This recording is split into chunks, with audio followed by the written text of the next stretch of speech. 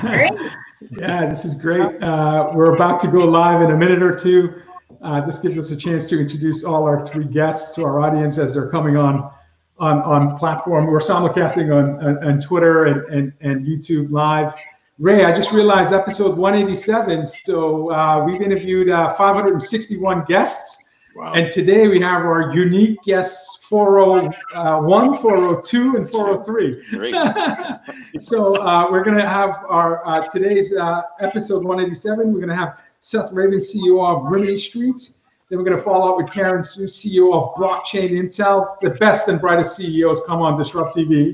And we're going to end with Joe McKendrick, author and independent researcher, and one of my favorite follows on Twitter. So why don't we introduce ourselves and where we're dialing in from before we go live? Sure, Seth Ravin, and I'm from Rimini Street, and we are based in the Bay Area right now, even though our headquarters is in Las Vegas. Excellent, excellent. Karen? Hi, I'm Karen. I'm with Blockchain Intel, and we're also in the Bay Area. Terrific. And Joe? Hi, I'm Joe. As Vala said, author and contributor to ZDNet, Forbes, Database Transit Applications, Real-Time Insights, RT Insights, all that good stuff, and keeps me busy. Awesome. No, it's awesome. Yeah, no, we're like, I'm in Cupertino, so if anyone wants to follow, but Bucks County, and I didn't know, Seth, you were also from Philly. I grew up in Allentown, Pennsylvania. So. Oh, yeah. So, yeah. You guys all know what scrap Steel Town. That's right. That's all I know. Steel Town. That's right. Yeah, As a Billy Joel fan, everybody knows where Allentown is. I know. Billy Joel. He's been banned from the town. Really? I didn't know that. And I'm dialing in from Boston, and let's start DisrupTV. We're going to start in 10 seconds. Thanks everyone for tuning in.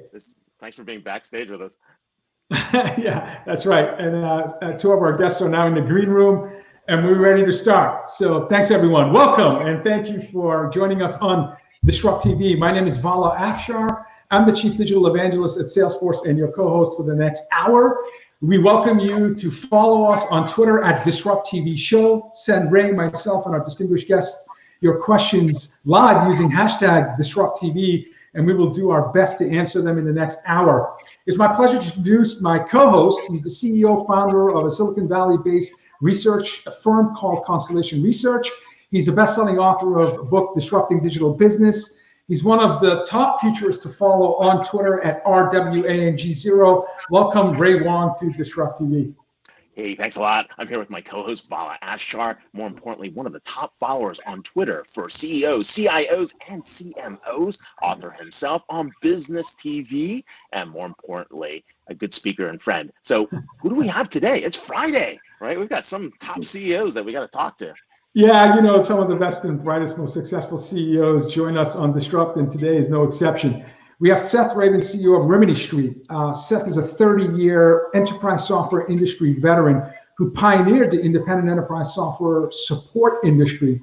In 2005, the Enterprise Software Observer named Seth one of the top 25 next-generation leaders of enterprise software industry. In the same year of this recognition, Seth launched Rimini Street with a mission to redefine enterprise software support using innovation, next-generation support services, and delivering to more than 50% savings in fees compared to software vendors' annual support programs. Today, Rimini Street currently provides support for some of the biggest, most successful companies in the world, including Oracle, SAP, IBM, Microsoft. I think you've heard of these companies. Prior to his successful launch of this independent maintenance and support program services, he was an executive with PeopleSoft, serving most recently as Vice President of Customer Sales. To learn more about Rimini Street, you can follow the company on Twitter at RIMINI Street, STREET. Welcome, Seth, to DisrupTV. Thank you. Thanks for having me. Happy Friday. Happy Friday. Happy Friday. All right. Well, hey, thanks for being out here. And one of the things that we've been talking about is really the shift. That's what's happening in what we call a post-pandemic world.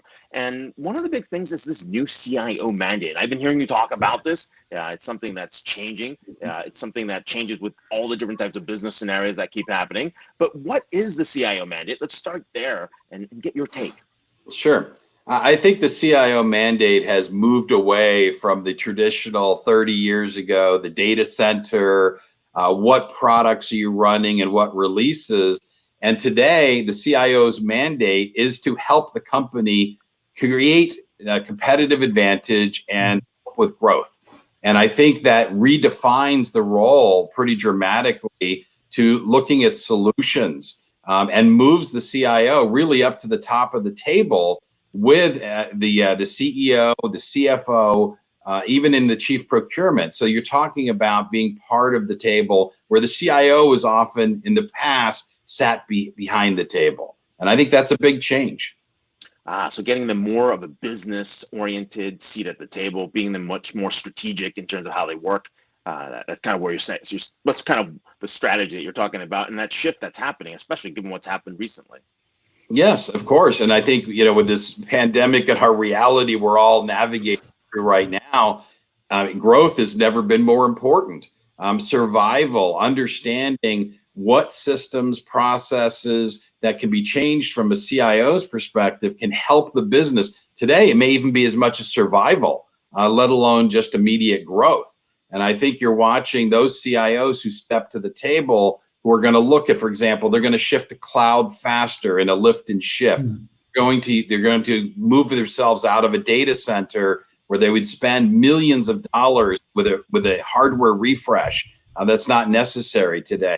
So I think there's a lot of things that the CIO of today is going to accelerate, focus on that is different than what a CIO would look at in the past. Makes sense. Yeah, it's incredible. What we're experiencing, certainly, it's something I've never experienced in my lifetime. Yeah, none of us this have, notion right? of a shift. None of us have. And the shift from this centralized to decentralized digital-only model, where you're serving your stakeholders on digital, predominantly on digital channels only, especially right. in terms of the function and responsibilities of IT. And you had to do it literally overnight. Moving your call center to a cloud is not an easy task if you're a digital immigrant company that wasn't born in the cloud, wasn't born mobile, social, with advanced analytics and AI underpinnings. So the role of a CIO today is incredibly challenging, and speed and relevance are the two most important currencies. Can you talk about what are the biggest challenges for CIOs? And how can they stay relevant knowing that, we may be in this state for perhaps weeks or months, depending on where you are in the world. And even when we return, we're not returning to norm, we're returning to a new norm. What are some of the challenges CIOs face? Well, I think, first of all, there were those of us who were lucky to be a digital platform to begin with. Sure. And companies that are going to survive and thrive through this have a digital core. For example, we had to close all our offices in 20 countries.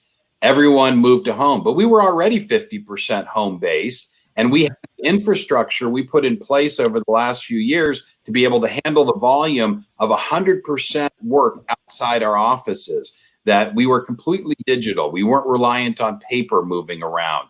And so for us, it was a smooth transition to 100% office culture. But you have to have those infrastructure capabilities. I think you're seeing a lot of companies that didn't get there yet are having challenges in terms of being able to achieve that in a short period of time. I mean, let's face it, guys, this happened in about 8 weeks, right? We went 8 weeks ago, and we were thinking that there was this issue in China and it was spreading around a little bit. Maybe we'll have a little bit of outbreak here and there. No one expected we'd be shutting down every business in the world. Right. And I think, this has been a shock factor for 8 weeks. And we're watching which companies were really ready and able to adapt and which ones weren't. Those that were digitally platformed have made the adjustment very quickly. Those who weren't are in a lot of trouble, and they're moving very quickly to try and fill that gap. But it's very difficult to do in a short term. Seth, I don't want to put you on the spot, but you are a CEO of a company, so ultimately, the decisions come down to your understanding and approval. Given the sense that there's discussion, scientific communities talking maybe potential a second or third wave of the pandemic, until there's a vaccine available or herd immunity or ability to trace back and have preventative measures in place. Are you considering, perhaps not going back to a 50-50 model, but if you can efficiently delight your stakeholders remotely, perhaps entertaining the idea that the new norm means if you can deliver service remotely from your home, then that may be the new model? Well, I think you're going to see some really interesting changes in real estate. I mean, coming out of this, I think you're going to see remote home models are going to get another look. People were moving back from the home models. A lot of companies were saying, let's move back to office space because we miss the dynamic of everyone together, right? There's no doubt you lose some of the creative, some of the ability to work as a team when you're on the ground. For sure. Second of all, I think real estate is going to come under tremendous pressure. All of us are looking, saying, okay, if we can really do the business, do we really need all that office space? People like WeWork might suffer in the future, or remote, because they don't need as much space. Maybe we have more people, even if it's 75% from home versus 50%. Right. So I do think there will be some shifts. There will be some understanding that maybe we rethink office space as a place that we get together for meetings. We hotel there, and we have rooms where you can make phone calls, but we turn it more into a meeting location than a place where we have a bunch of permanent office people. And I think that's all going to come out of this because we're all forced into a new model. And even on the marketing side, we had to go 100% digital. We've been a marketing company that did a lot of events. This is going to change, I think, dramatically the number of events, which are very expensive from a marketing perspective. But we forced to 100% digital. We're running ads on television now. We are in the process of, we've sent out letters, things that we haven't done in a while. We're using real letter mail, which is fascinating because we haven't done it in a while.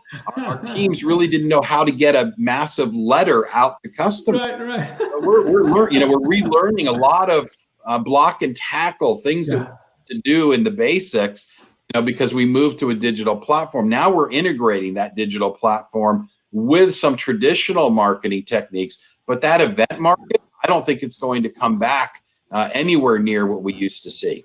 Sure. Wow. You got to get out that GVC with the binder machine and get that thing cranking. Yeah. While you're at it. People weren't used to it. We want to send out thousands of letters, and it turned out we didn't even have letterhead because we use digital letterhead now for everything that went out. We had to go print letterhead.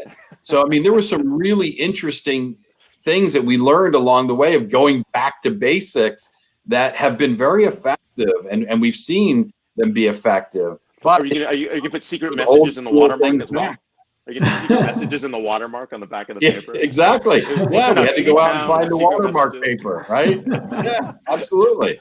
So we've been really learning about some of these things just because everyone's forced into it. So I do think there will be, it's a horrible global situation. Yes, I do believe we have tough days still ahead, but I do also believe there will be silver linings, that we're going to rethink some of these ideas. And I think from the CIO perspective, when you have to create competitive advantage and growth with your organization in a completely different environment, the CIOs that are flexible, the CIOs that are watching this, that are able to be malleable, I think are going to do a lot better.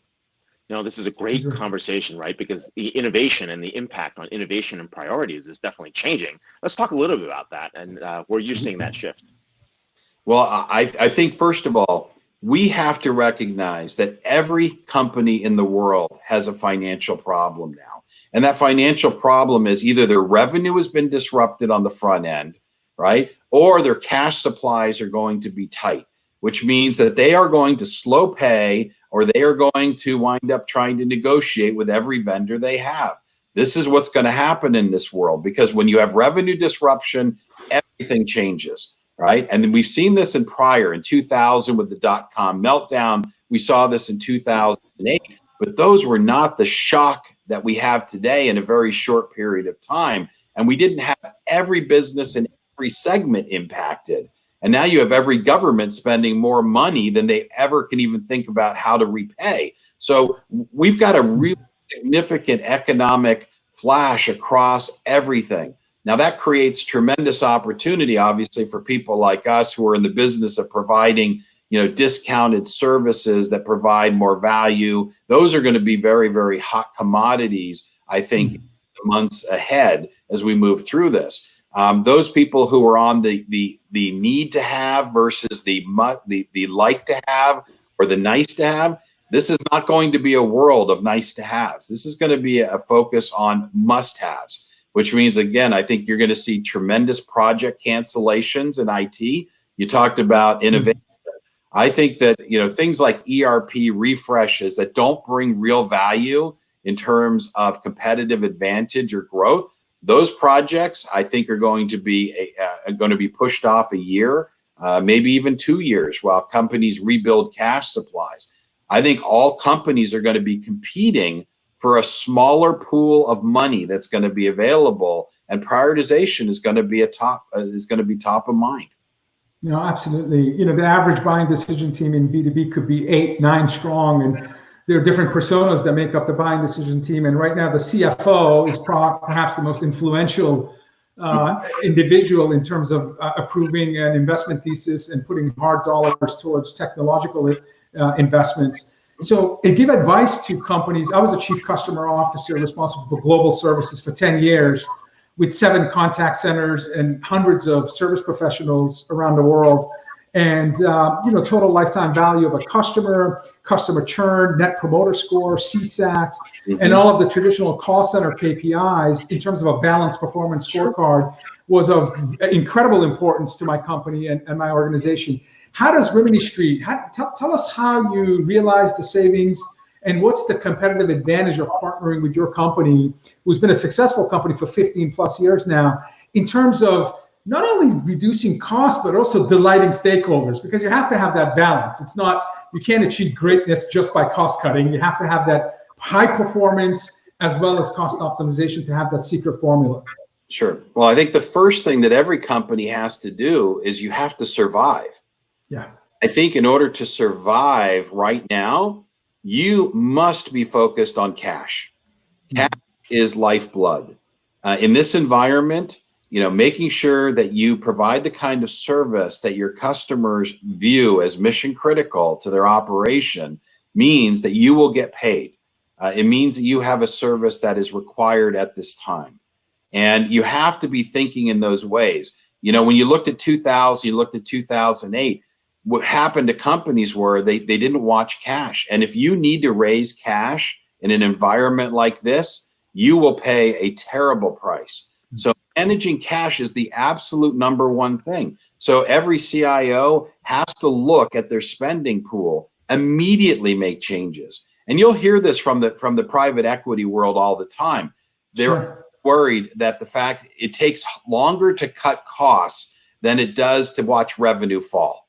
And in an environment like this, your revenue can stop immediately, and you can't spend months to get your costs in alignment because you will bleed to death in your cash pool.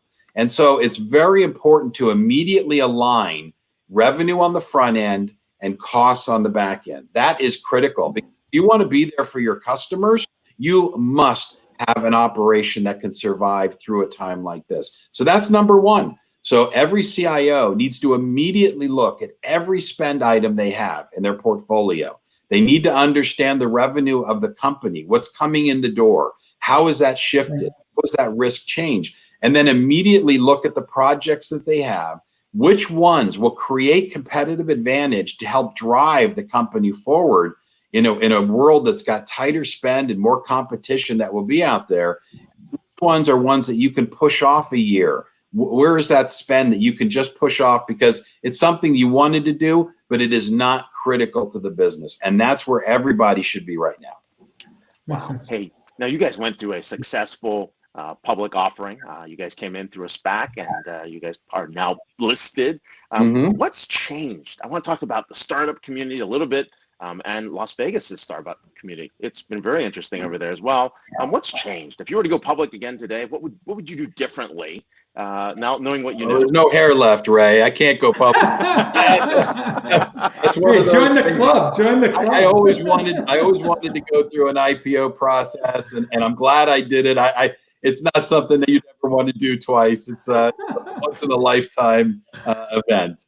But look, Las Vegas has some great opportunities. We started in Las Vegas. We're still headquartered there. There's been a nice, we have Zappos who was started there. We have Switch.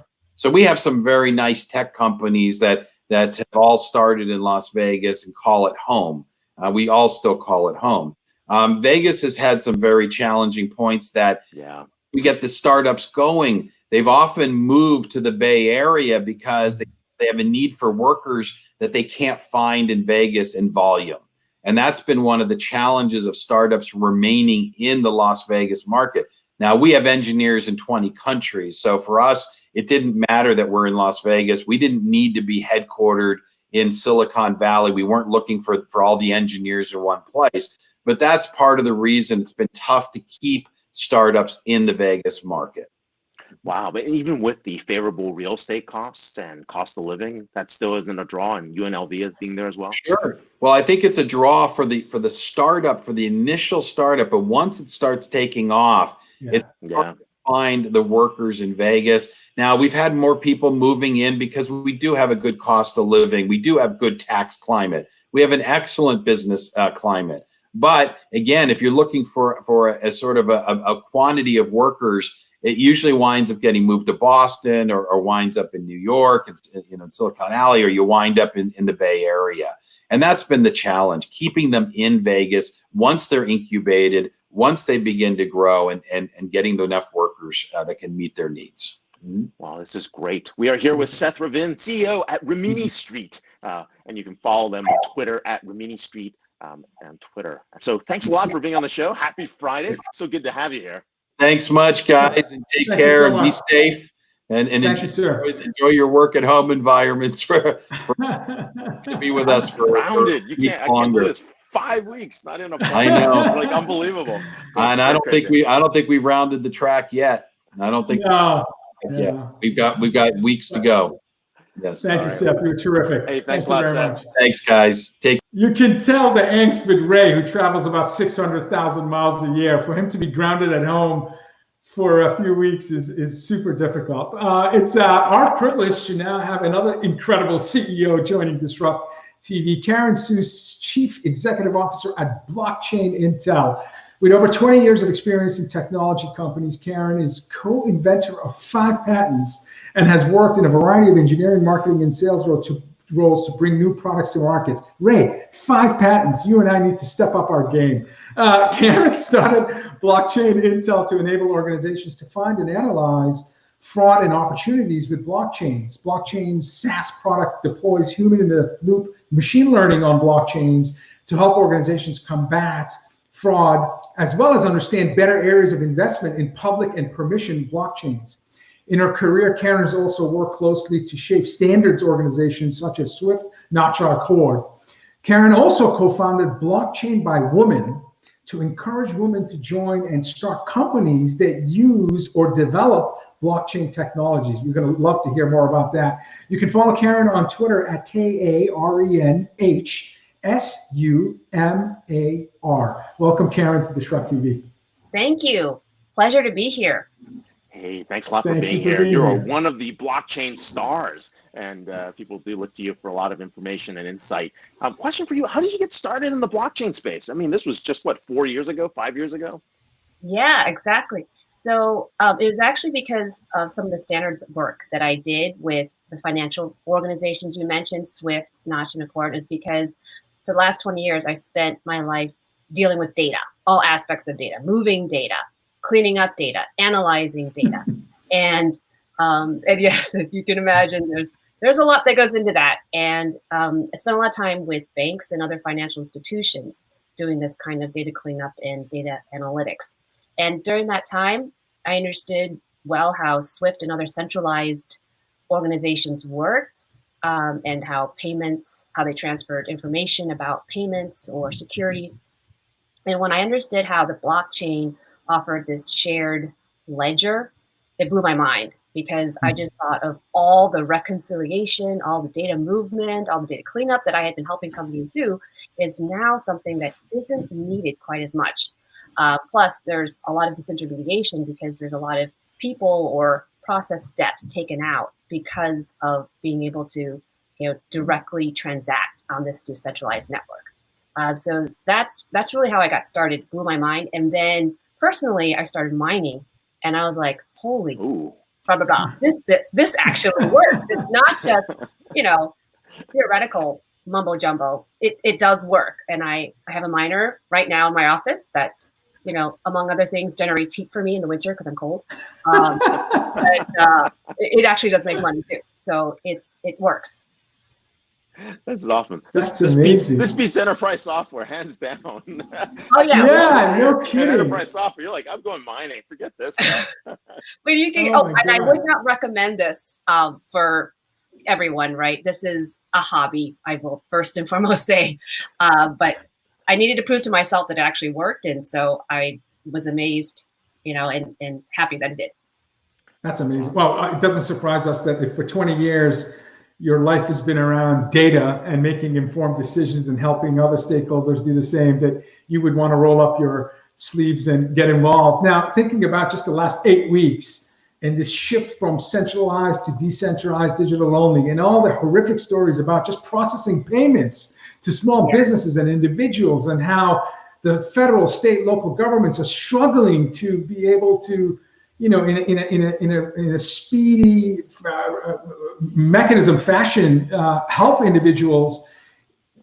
This pandemic must have accelerated the awareness and appreciation and understanding of the importance and vital role of distributed ledgers for our future. My sense is that it's 2020 may be a definitive year in terms of adoption and interest in blockchain. Is that an appropriate way of thinking about it? And why do you still believe that blockchain can be such a disruptive emerging technology for society and businesses as a whole? Yes, so I agree. So, I think, first of all, the blockchain startups and companies that I've been working with are all extremely busy right now. And it's interesting because we're all like, what's going on? Because, everyone's kind of in this sort of, oh my gosh, what happened and how do I recover? But exactly, for what the reasons you just mentioned, right? We have moved even more online than ever before. We have seen the results of government stimulus trying to help, but getting bogged down. And so the two areas that I still see the blockchain technology working is in number one, being able to provide that transaction speed and disintermediation. And number two, the provenance and sort of that immutable data record and lineage that so others will. Is there any use cases in tokenization that's picking up as well, or is that holding off? Yeah, so you might laugh, but in this world that we live in, I was actually just texting back and forth with a Russian oligarch. I'm not saying I'm doing business with a Russian oligarch, but there's an oligarch, that is heavy into metals, and this is well known. It's in the news, and he has palladium, a lot of palladium, and is creating a token, a stable coin backed by his palladium and an associated exchange. So we see, so that's one sort of high-profile example, but there are a lot of cases like this where companies are looking to tokenize, and it's also for right now because investment is hard to come by. Right, the investment community, the traditional investment community, maybe stepping back a bit in terms of venture capital, and then you also have, like you guys mentioned earlier, the issues with getting funding from the government. Everything's down, so people are looking for more innovative, creative ways, to keep going, and we just had a webcast or a panel a couple of nights ago where we were talking to Dash Core Group. And so Dash is one of the coins like Cello and a number of coins that have their own foundations. And these coins, because they're generating value, right, they're able to set aside a portion, like 10% of these funds for investment. And so what they do is then enable people to effectively write business plans and submit these business plans for investment. And this is something that these foundations are continuing to do in spite of what's going on. And I see that, this is going to be a continuing trend, right? Well, blockchain is the gift that keeps giving, and hopefully the Swiss regulatory framework works for your Russian oligarch friend, because that does happen, right? I mean that guy's worth 18 billion, right? I mean, we're not talking like small change here.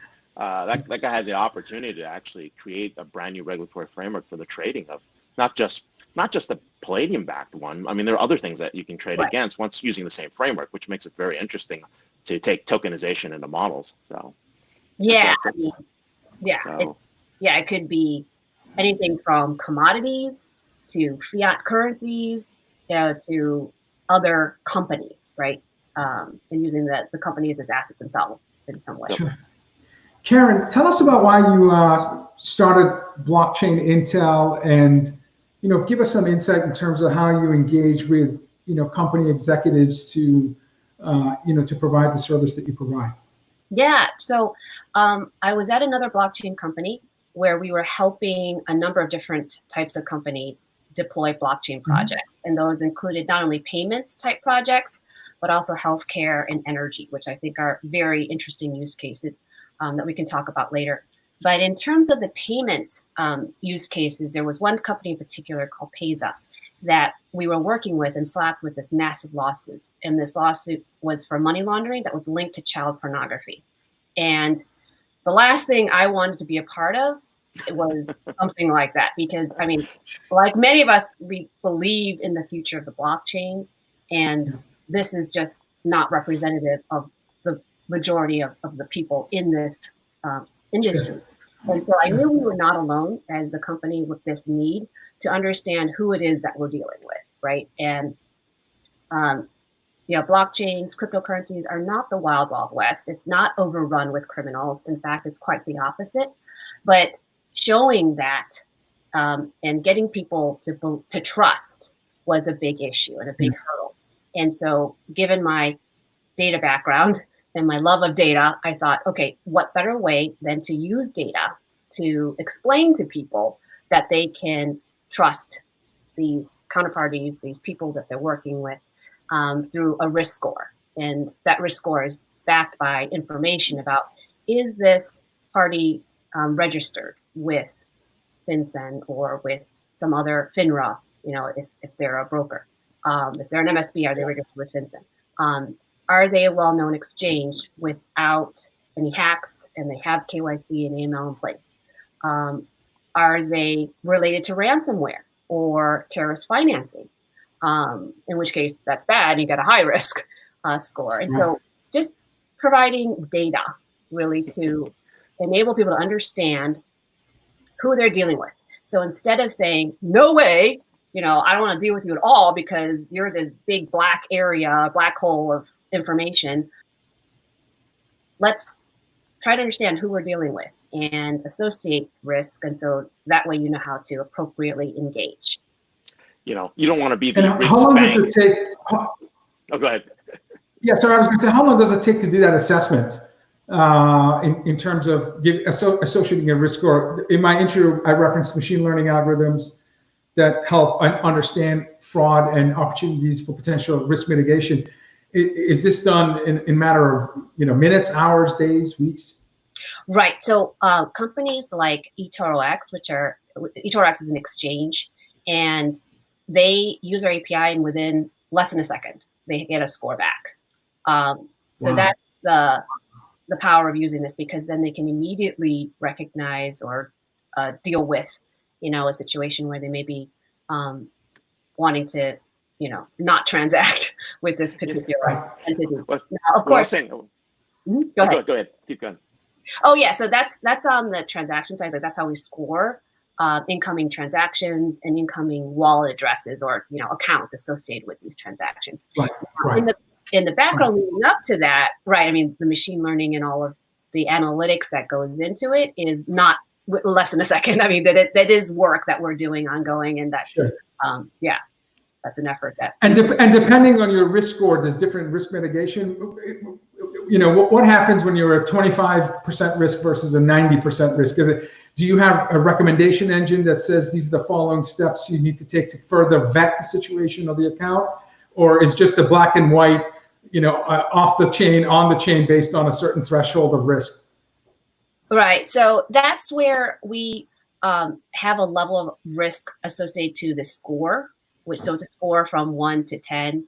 And so if you're higher on the risk scale, that means it's worse in terms of, okay, you need to report this. Yeah. If it's a 10, if it's above a 7, above an 8, you got to report this to the regulators, and that's just part of the compliance reporting that everyone has to do. It's called the suspicious activity reporting. Yeah.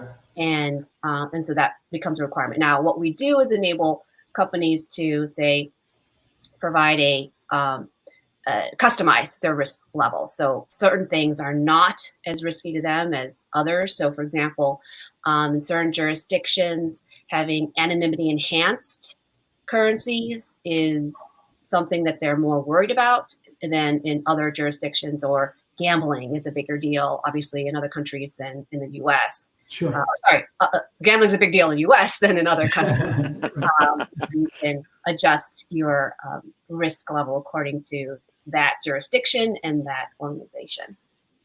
I was saying earlier, nobody wants to be the Riggs Bank. Back in the day, it was the place where everything got money laundered from spy agencies to other areas. And so it sounds like you've got a couple things going on. You've got a scoring API that's basically checking in high risk transactions, trying to figure out what people are doing. But then you're applying an AI and ML engine as well to do real time and batch reporting as people need it. But it also sounds like you have a third part of the business that is really about helping people build better blockchain technologies. Talk a little bit about that and how you kind of help people review their blockchain architectures. Yes. So what we do is, and this is natural just because in the business or in any new technology, any new innovative area, people are starting out, they want to know, okay, I've never done this before. What are the best practices? How do we get started? Who do we work with? How do we start to think about this? How do we architect this? And yes, that's where we come in, and we have workshops that help them understand, do you even need the blockchain? Because can I do it in a secure database? Can I do it in a secure database? Right. I mean, for what you want to do, you could just do it in a database, right? You don't need to have the blockchain. It's overkill. So just starting off with that understanding of, okay, what's really relevant for me, and do I even need to proceed? And then once we go through that determination and it does make sense to proceed, then we talk, okay, for this use case, it makes sense to use this type of blockchain versus that type of blockchain, right? So because we support so many different blockchains, we understand, all right, Bitcoin is good for that. This permission blockchain is good for these use cases, and so we have sort of a matrix of use this blockchain for this type of thing. And then from there, then we go on to, okay, how do you architect your particular use case and solution? But we focus on the part where, trust comes in and they need to understand who they need to trust with or who they can't trust. And that helps then, move them into actually transacting.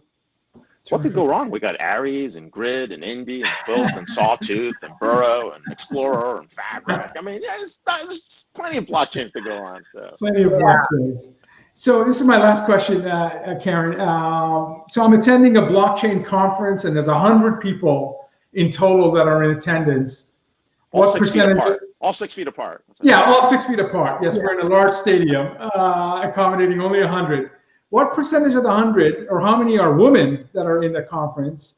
And my follow-up question is, why did you start Blockchain for Women? And tell us a little about that. Yeah, sure. So, I tend to think things from a structural perspective. Like if there is a structural issue, then I want to address it.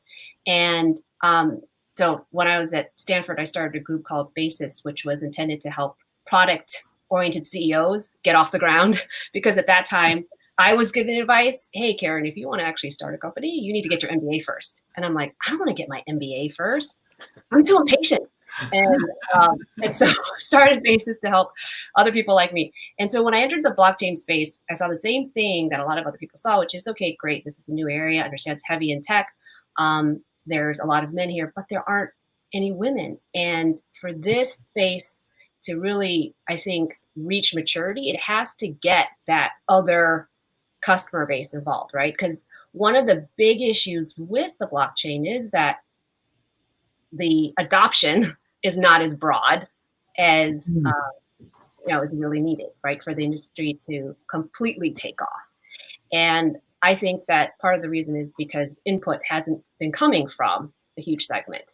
As well, I think it's important for women to get started early in this space so that they don't get, left behind here. And it's been a great thing. So I've started Blockchain by Women to really get women out in front and seen as leaders, because oftentimes people just don't know that we're there. So conferences would have a whole panel of speakers and it'd be all men. And I was like, hey, you could actually ask this person questions too. She actually has been doing work in this area. So she has 5 patents. She's a CEO. Let's diversify the thinking. Stanford graduate. Yeah. Just to help diversify. And it's been really great. It's been helpful. And so by no means is Blockchain by Women limited to only women. We're open to men and women. And so all our events actually have a really good mix of both. And we just want to ensure that, we can move the industry forward with the broadest set of inputs. And we need all the help we can get. So getting more people on board.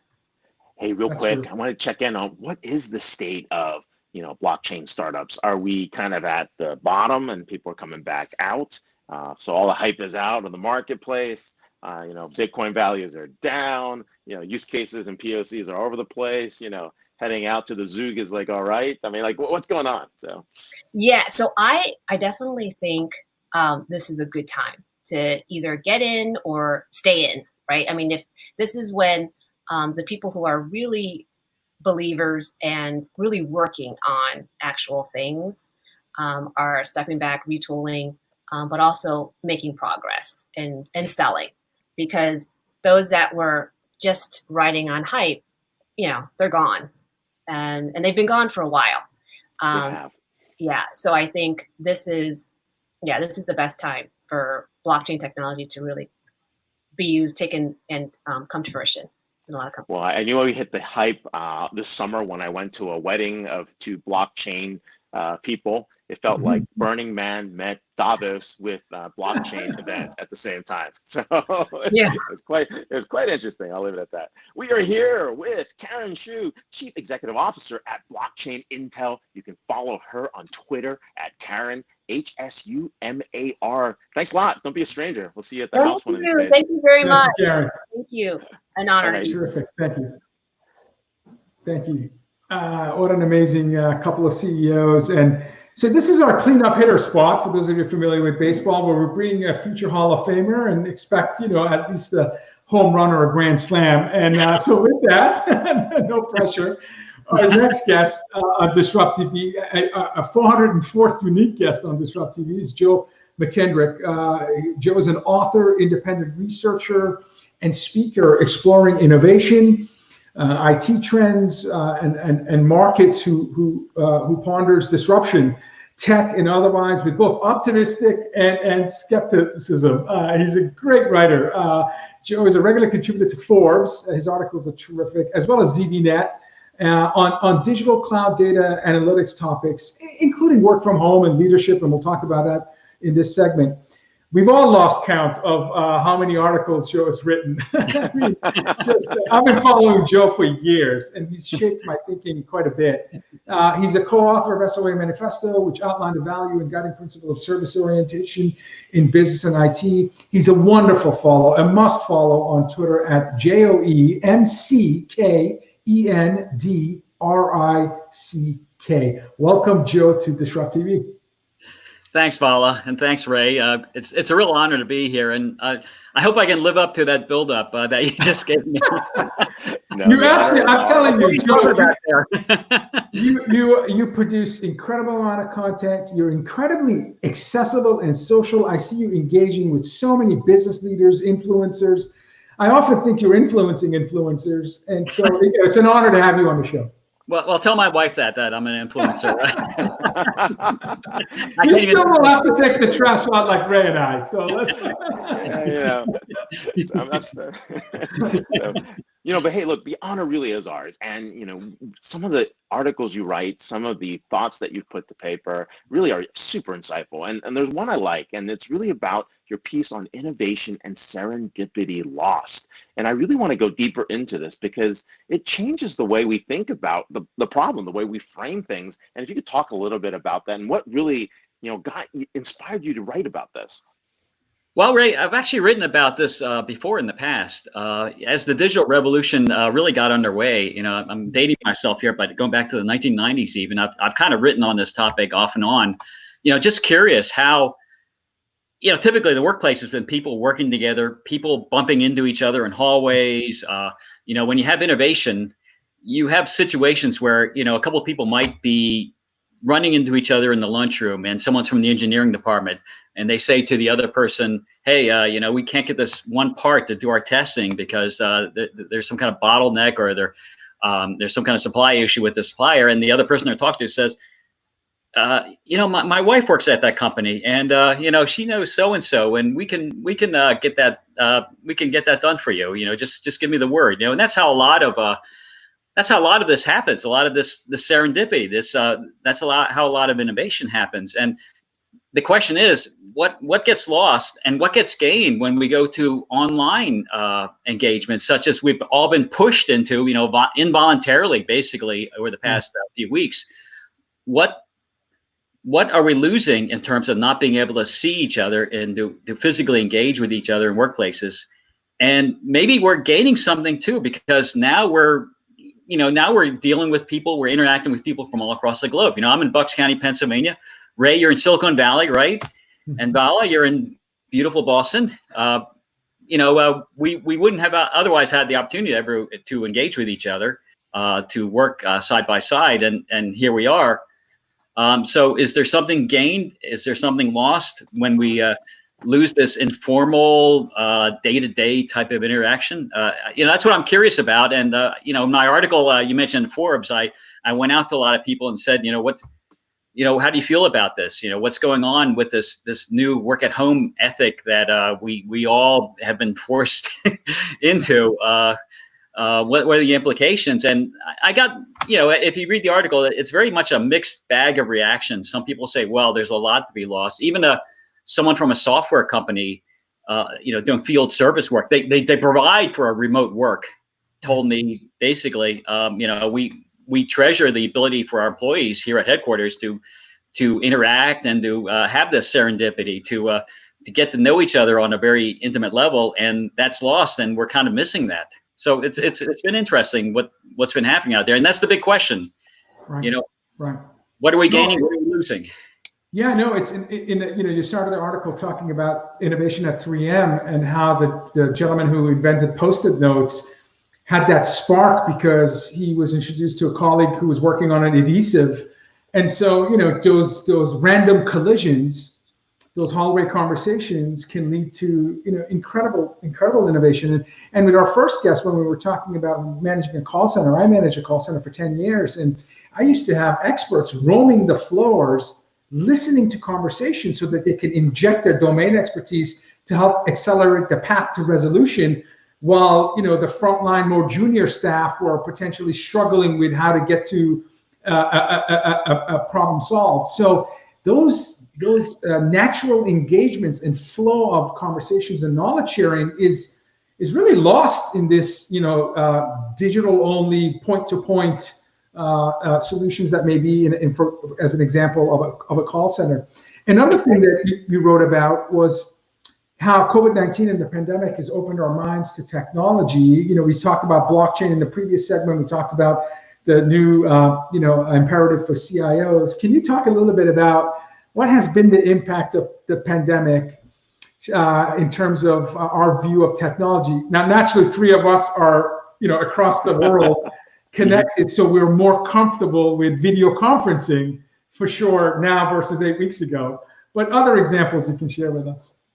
Okay, and just what you said a little bit earlier, Vala, you talked about management by walking around. And Tom Peters, you spoke with Tom Peters just earlier this week, right? Yes, and Tom Peters has really been a big proponent of management, MBWA, management by walking around. Right. I believe he borrowed that, or that thought first was came out with HP back in the 1950s, I think. Sure. I'm not sure if it was Hewlett or Packard that actually coined that phrase, but Tom Peters picked up with it and ran with it, and he's written books about it, and he talks about MBWA as the key, the essence to really good management. Just simply the CEO, the VPs, the people in charge, the managers, just simply getting up, and some people call it management by wandering around. Just simply getting up and walking around, keeping their ear to the ground, getting an idea of what employees are facing every day, what ideas they may have. I've had the opportunity to work with some people that actually operate that way. Sure. I'll give you a story. I did a lot of work with Olson Corporation, which was the leading temp services firm back in the day, now acquired by Adecco. Bill Olson was a very personable kind of leader. He built the company. He basically built the temp help industry. Wow. When I was working with him, just as an example, I was in the office there talking with him, and he always made it a point to talk with me, and he was this way with everybody. He was a good listener. Awesome. And his CFO came to the door. He needed to talk to Bill about something. Bill said, "I can't talk to you right now. I'm talking with Joe McKendrick." It's like, yeah, well, me, I love that. I love that. No, that's amazing. That's amazing. Yeah, he really knew how to make people feel important, and it wasn't, he was a great guy, a nice guy, but it wasn't just because he was a nice guy. It was his way of really understanding what was happening in the company, what the bottlenecks were, what the issues were. And the question is, and bring it around full circle to to today's situation, how can a good manager, how could an executive perform or go through MBWA virtually? They can't walk from house to house to employees' houses to try to figure out or listen to what's going on. It has to be done virtually, and that's the key. How do you do this virtually? And that's the question. And I don't have the answers as of yet. This is something I'm still exploring. But it's something that has to be learned. It's something that has to be developed. The ability to listen, the ability to engage with your employees. Perhaps formats such as this, Zoom type of meetings, are a way to do that. And a little aside here, TIPCO, our friends at TIPCO had a business meeting a couple of days ago, and one of them tipped off Conan O'Brien. It's worth checking out. You could probably catch it on YouTube. Conan O'Brien Zoom bombed this TIPCO meeting. And he gets on there and he starts admonishing everybody. Okay, TIPCO, I'm not happy with their sales so far, and I'm not happy with the way the product is. Our products are being developed. Let's talk about this. That's awesome. That's awesome. I wonder if people recognize who he was. Wondering, is this like a security breach, or this is? But it's hard to miss Conan O'Brien. He was going on channel strategy for a long time, so that's pretty wild, actually. You have him doing that, and the next thing, David Packard shows up and talking about management from walking around. That's perfect. The ghost of David Packard is here. So Conan was walking MBWA. Yeah, exactly. Now, one of the things you always come back time to time, and that's really where I first caught all your writing and all your work, was really around careers and what people should know in keeping their careers current. And you came back to this topic again and talk a little bit what's different, right? Because we go through these waves. I mean, every crash, every boom, every crash, right? We come through some kind of thinking and some self-reflection, and we're suddenly woke and, all these other things. Talk about it. Okay. I think, they say, well, more than they say, the economy is a wreck right now. Okay, and who knows what direction? Whether it's going to be a V-shaped recovery. Hopefully, it'll be a V-shaped recovery. We drop in real fast and we bounce up real fast. But the previous recession is a great example. The 2009 financial crash. The recession at that time was different for people because they actually had the tools to help themselves climb out of it, to climb out of their situations. I called it at the time, the lift strategy. We had LinkedIn, Facebook, and Twitter. We had the social media. And in previous recessions, you got laid off from a company and that's it. You're cut off from everybody. You might have had a couple of friends still on the workforce there, but you don't know what's going on with that company. You're out on your own collecting unemployment. You were What happened in 2000? Yeah, that's it. You're a non-person. What happened in 2009, though, everybody was networked in. You had these, LinkedIn. I'll use LinkedIn as an example. Many people, I should say, were on these networks. Their CEO might still be on that network. Sure. They may have been laid off, or they may have been in a situation, an unfavorable situation, but they had this network of people they could tap into to find out what's going on. And it's more so nowadays. You have what I call LinkedIn, Facebook, Twitter, and much more to remain connected with the rest of the world. And I think that's a great tool that people should leverage more. You guys are the masters of Twitter. Hands down. That way. Oh, shoot, that way. You guys are brands. You guys are forces of nature on Twitter, and you built personal brands on Twitter. And I would encourage everybody to use social networks that way. Twitter got kind of a bad name in recent years. Certain politicians make too much use of Twitter and so forth. But it's a great way to not only build your brand to get known, but also to kind of tap into the hive mind. What are people across the industry thinking? What are the hot technologies?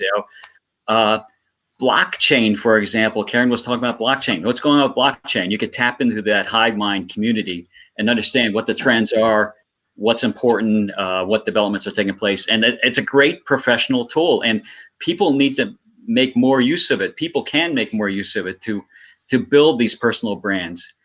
And also, I'm involved with several user groups: the Independent Oracle user group, IOUG, PASS, the SQL Server user group, Share. That's out there. Right. That's a very strong group that it represents IBM mainframe, IBM big systems users. Still a very strong group. And the key is, along with the electronic network, get involved with these networks, get involved with these user groups, get to know people in these groups and what's going on. There's no better way to really move yourself along in this era. And this is timeless advice. There's nothing new about this advice.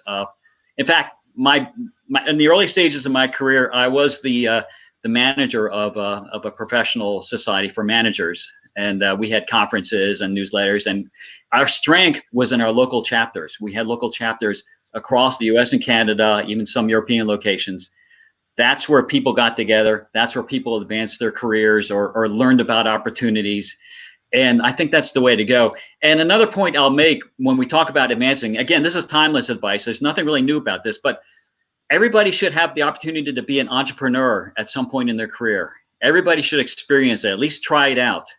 I over the years, through the course of my career, I've spoken to a lot of folks, a lot of people who have started software companies. We had Karen on who started her own company. She came from a data background. That's a great example of taking your skills and putting it out there to the world and leveraging what you know to productize it and to try it out in the marketplace. And everybody should try that. Everybody should do that. I've kind of been an entrepreneur. I'm independent consultant, and I've been doing it for years. And you have to have a bit of a strong stomach. Oh yeah. This is terrific advice, Joe. I mean, you're a living example. I mean, from writing to being active on social to speaking to participating in podcasts.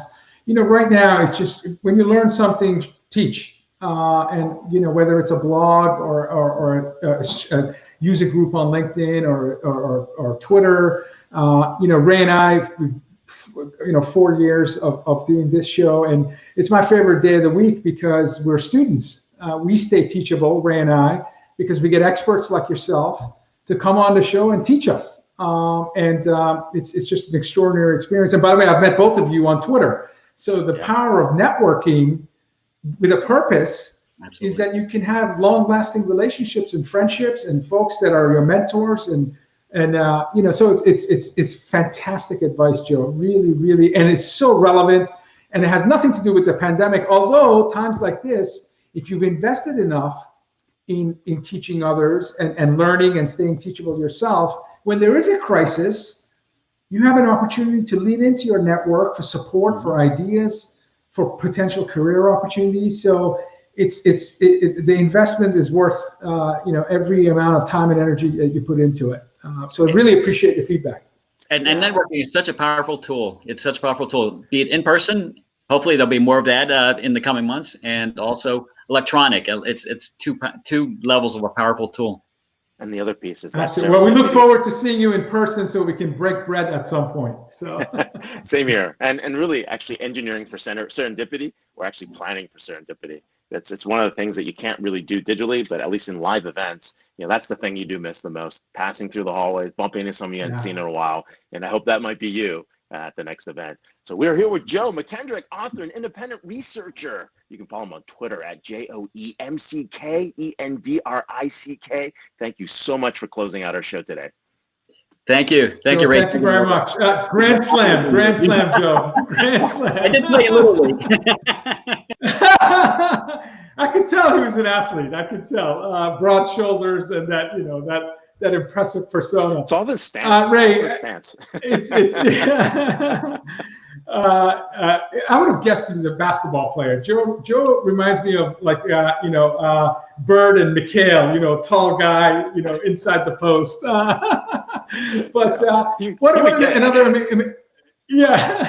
Another amazing show. We had two CEOs, obviously an incredible thought leader. Next week, episode 188, we have Jason Corman, CEO of Gapping Void. We have Rana El Kalobi, PhD, CEO, and co-founder at Effectiva, and author of Girl Decoded. Love that. And then, of course, we have the former CIO of the FCC and incredible thought leader, Dr. David Bray. He's now the director of Geotech Center and Geotech Commission at the Atlantic Council. One of the biggest brains that you and I know is Dr. David Bray. So we have two PhDs and two CEOs on episode 188. Why are we even on the show? We're approaching 600 interviews in the next month or so. So it's Ray. It's final thoughts on episode 187 and what we can look forward to next week. Yeah, I think there's a lot going on. This is an opportunity to learn, an opportunity to take some time to reconnect still. I'm still getting phone calls from people I haven't heard from in like 2-3 years. They were heads down, they were working on something. Now they finally got some time to catch up or talk or just to share things. And it's hard to believe how much time passes by. I mean, we were doing the pre-show and everybody was like, wow, I mean, the week's over. I mean, this is the only reason I know it's Friday. So yeah. Me too. But what about you? What are you seeing as well? So. Yeah, no, I mean, the days are blurring. There's no difference in terms, I'm writing articles on Saturday, Sunday, so to me, there's no difference than a Tuesday or a Wednesday. I have had more video conversations with my managers and my colleagues. We have virtual coffee meetings on different days where we literally connect with no agenda, just to, what are you working on? How can I help? Interesting stories. So, and we call them virtual coffee meetings. So I have those throughout the week. And, we're just trying to cope, and we're all hopeful that we'll get back to what will be a new norm. I just don't see, certainly calendar 2020, that even a return back to office will have the same look and feel as 2019, and so there'll be an adjustment period, and we'll see. Hopefully the UV light and sunlight will get us in a more secure state. Just don't inject yourself with anything. But welcome to the world's largest global reality TV show, and it's not DisrupTV. But hey, if it's Friday, it's DisrupTV. Come here every Friday, 11 a.m., 2 p.m. Eastern. Catch all the replays on SoundCloud, Apple Podcasts, YouTube Live, and soon one day, LinkedIn Live. So hey, thanks a lot, everybody. Have an awesome weekend. Thanks, everyone.